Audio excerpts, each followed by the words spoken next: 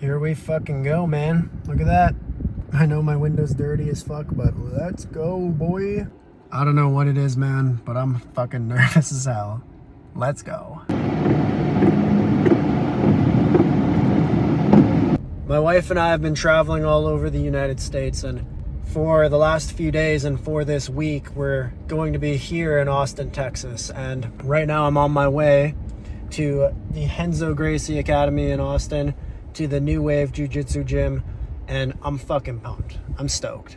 I'm a blue belt from a small town in Canada. I've trained really hard. You know, I like to compete for fun. I have no aspiration of becoming a world champ, just to become the best that I can at jiu-jitsu, to travel around, meet cool people, and to have as much fun as possible with it. I traveled all over British Columbia and Alberta, and I've competed and trained in other gyms.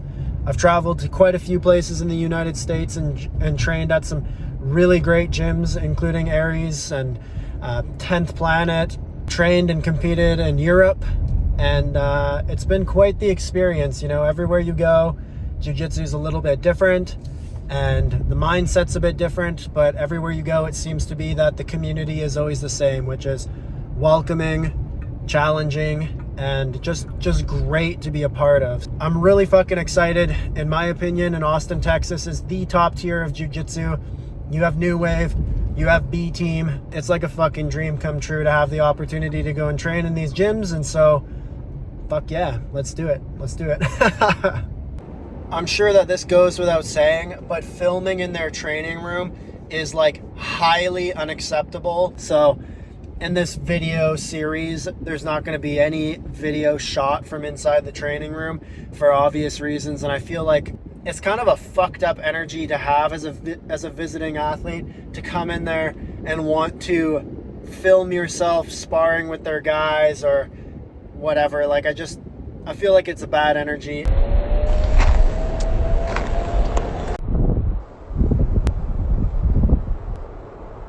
Just to kind of give an outline of the class, I mean, it's nothing particularly special or different than any other gym. It's just that weird sense. I'm sure that it's the same at B Team.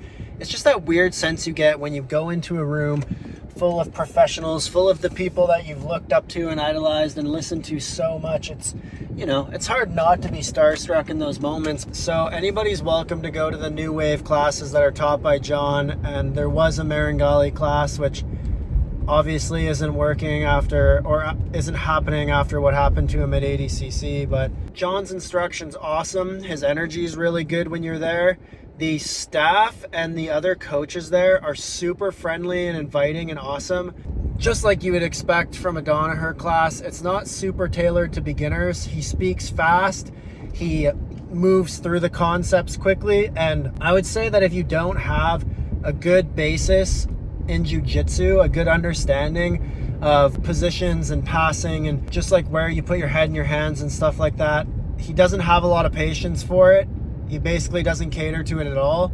It's just rapid fire information, boom, boom, boom, boom, and he gives tricks and tips and pointers all along the way, and it's awesome. So if you have a decent understanding of all the positions of jiu-jitsu and you're fairly familiar with the concepts and the current meta, I would say, of passing and, you know, guard play and these types of things, then you're going to be just fine. So how it generally works, he teaches a technique and continues onward through it, through about 3 or 4 progressions, and then you go into open drilling. There's no open rolling that I've seen there. I'm sure at open mats there are, but it's always positional, gamified sparring. So generally it always starts with one person in top mount and one in bottom, and then you move on to situational sparring the turtle, situational sparring seated versus standing, and then you do takedown sparring, which you don't have to finish takedowns to win in that game. It's just, yeah, essentially it's all about positional control and fighting for a dominant position in any of these games you're playing. There's a very serious tone in that class. Like, it's not all people hanging out and fist bumping and smiles, and it's got a very serious energy there.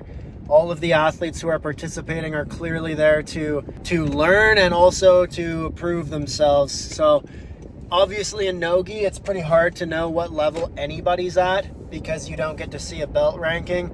but I would say that the athletes there, they're pretty inviting, but they're very serious, and everybody's really good.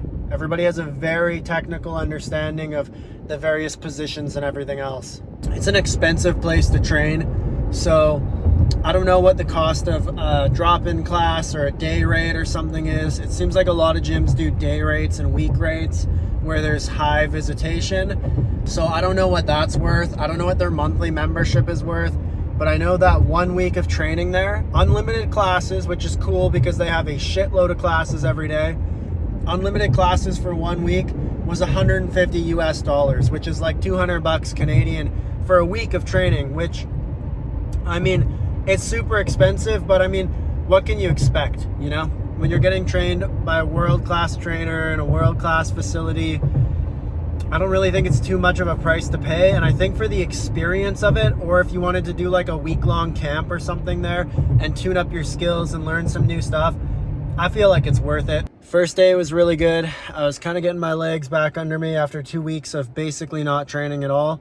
And then, yeah, yesterday was good. Right at the end, we were doing some drills and I got poked in the eye super hard. And so my eye is really hurt.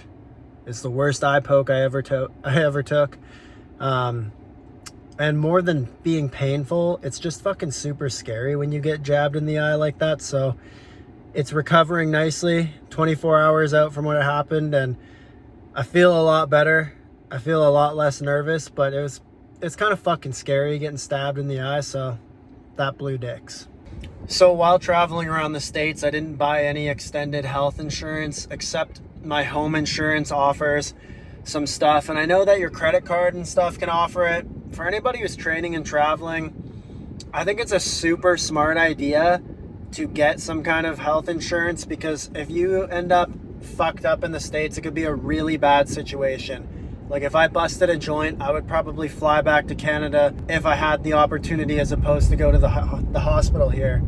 So it's definitely worth considering if you're like me and you're super cheap, or you just don't really have the funds to do it. Well, I mean, there's some ways to navigate that, and I think that your ego and your attitude in training is like the number one most important thing that needs to be adjusted. And so I got my eye poked bad, and it was super scary because it's your eyeball and that sucks ass. And even if I was in Canada, it would be scary, but it's extra scary being here in the States where, you know, I don't have a doctor, I don't have medical coverage. If something goes wrong, I'm gonna be in trouble. So I just wanna touch base on my mentality going into class now after that. I'm just gonna be more open with my training partners. I think sometimes, you know, we don't wanna look like a pussy or a bitch or something and be like, hey, can we please go light? No. But I've kind of let go of my ego a lot in regards to that particular scenario. And so I'm pretty good about flowing with people and just telling them like, hey, I have this injury, or hey, like, you know, I'm not here to try to show you up or try to fuck with your team or anything like that. I save that shit for training camp, and I save that shit for competitions.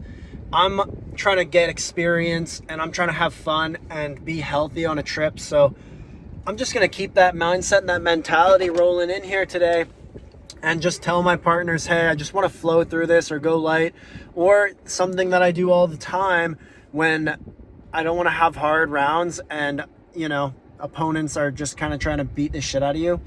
I just give up positions. I just let them work me over, and it can be pretty hard on the ego. But I mean, I think it's so much better than taking injuries and getting beat to piss for nothing, really. So we're up to 7-8 lessons now in Renzo Gracie with John Danaher. It's been fucking awesome, man. I don't know what to say. Aside from the eye injury, which is looking pretty good. You know, I think I've already gone over this, but it's technique, continuation of the technique through 4 or 5 sequences, and then it's situational rounds. Mount, turtle, sitting versus standing, and then standing. This is his philosophy of the game, is you're covering the offensive and defensive part of the most important positions in jiu-jitsu, which he called chest to chest mount, chest to back turtle, standing versus sitting, and then wrestling. So yeah, just kind of interesting, his breakdown of that for me. And yeah, here we go. It's been a fucking super sick week. Stoked to get a couple more days these guys, and learning with John, and fuck yeah, man.